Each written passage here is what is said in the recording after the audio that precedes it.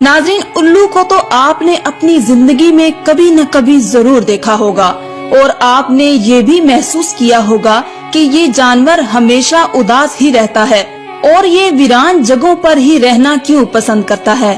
सोचने की बात है और आपने इस बारे में जरूर सोचा होगा कि उल्लू हमेशा वीरान जगहों पर रहना पसंद क्यों करता है।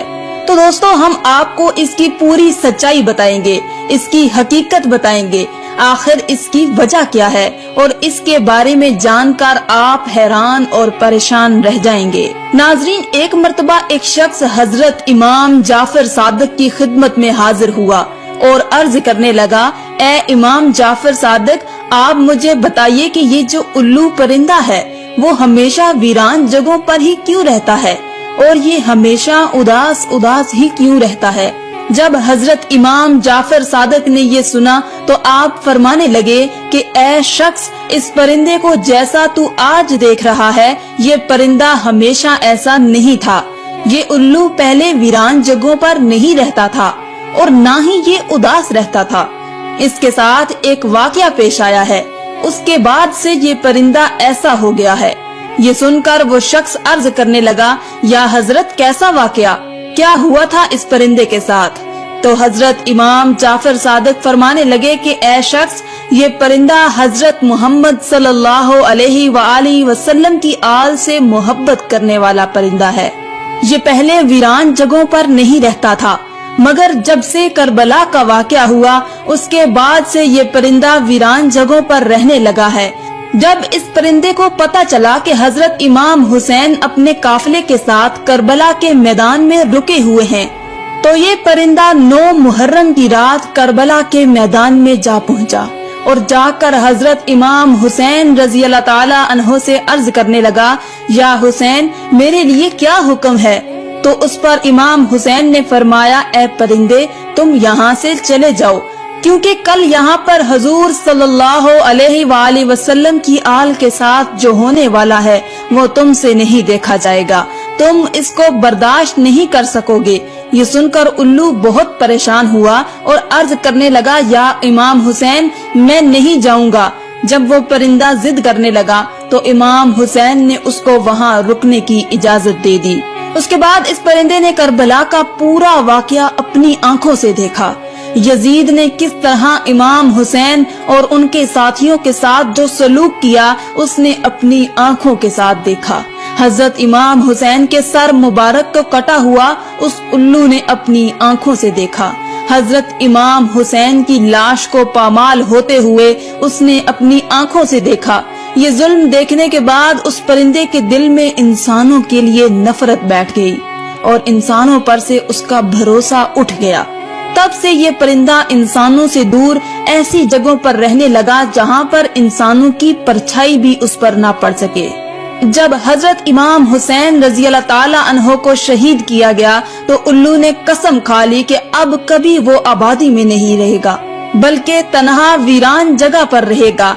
अब उल्लू रात भर गमगीन रहता है, यहाँ तक कि सुबह हो जाती है। इसी तरह नाजरीन, उल्लू हजरत मोहम्मद सल्लल्लाहु अलैहि वसल्लम की आल से मोहब्बत करने वाला परिंदा है, मगर आज भी बहुत से लोग उल्लू को मनहूस समझते हैं। अगर ये घर के आसपास आकर बोल देता है तो वो ये सोचता है कि हमारे ऊपर कोई आफत या मुसीबत आने वाली है। कई बार तो लोग इसके बोलने की वजह से अपने घर बार छोड़ देते हैं। नाजरीन, ये भी याद रखें कि उल्लू को मनहूस कहना बिल्कुल जाहिलाना सोच है। ये बेचारा तो एक जानवर है, एक परिंदा है जो कभी कभार ही बोल पाता है और इससे कुछ भी नहीं होता। याद रखें कि इसके बोलने से ना तो आपके ऊपर और ना ही आपके घर में कोई परेशानी आने वाली है, चाहे ये रात में बोले या दिन में। तो नाज़रीन, आप इन बातों से हमेशा दूर रहें, आप इन बातों से हमेशा बच कर रहें।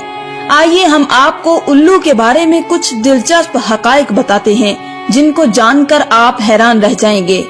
आपको ये जानकर हैरानी होगी कि दुनिया में कोई 205 अक़साम के उल्लू पाए जाते हैं, लेकिन इनकी पूरी कौम को 2 खास कबीलों में बांटा गया है। ایک بران الو اور دوسرا عام الو۔ ناظرین یاد رہے کہ چوہے، گلہریاں، خرگوش، چڑیا اور کیڑے مکوڑے وغیرہ انسانوں کے دشمن ہوتے ہیں، لیکن الو ان کو اپنی خوراک بنا کر کروڑوں کا اناج بچاتا ہے اور لوگوں کی مالی مدد کرتا ہے، اس لیے الو کسانوں کا دوست کہلاتا ہے۔ عام طور پر ان کی عمر 12 سال ہوتی ہے۔ ناظرین آپ کو بتاتے چلیں کہ عام طور پر الو اپنا گھونسلہ پیڑوں کی کھو میں بناتا ہے جو زمین سے تقریباً 20 میٹر کی اونچائی پر ہوتا ہے۔ اس کے علاوہ کھنڈرات یا ویران امارات ان میں بھی یہ گھونسلہ بناتے ہیں۔ آپ کو بتاتے چلے کہ الو سے متعلق دیگر باتوں کے علاوہ انسان کو مخاطب کرتے ہوئے ایک غلط بات یہ بھی بولی جاتی ہے کہ الو کی طرح دیدے دکھا رہے ہو، حالانکہ الو بیچارہ اپنی آنکھوں کو گھمانے میں معذور ہوتا ہے۔ وہ صرف سامنے دیکھ سکتا ہے، لیکن 270 ڈگری تک اپنی گردن گھما کر ایک ہی جگہ پر بیٹھ کر چاروں طرف دیکھ سکتا ہے۔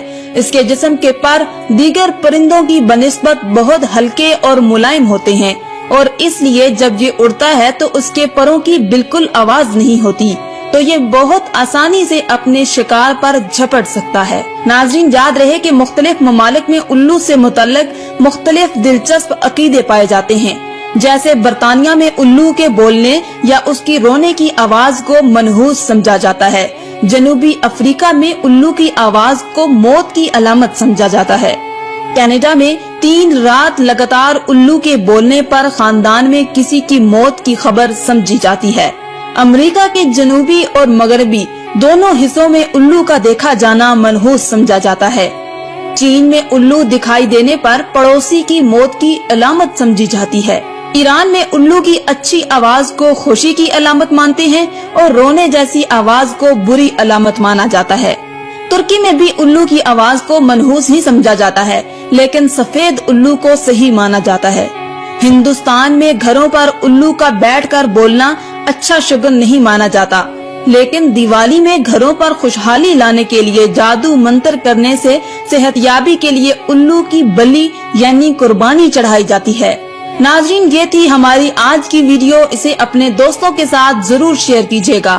ہم امید کرتے ہیں کہ آپ کو ہماری آج کی ویڈیو ضرور پسند آئی ہوگی اور آج کی ہماری